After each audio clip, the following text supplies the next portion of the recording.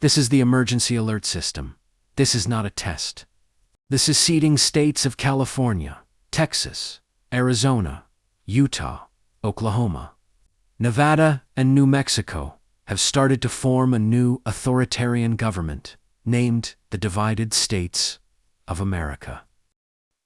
All forms of communication and travel may be disrupted or delayed.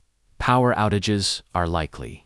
Citizens may know this is not the first time, because in 1861, the southern states of South Carolina, North Carolina, Georgia, Florida, Alabama, Mississippi, Virginia, Tennessee, Louisiana, Arkansas, and Texas seceded to form the Confederate States of America.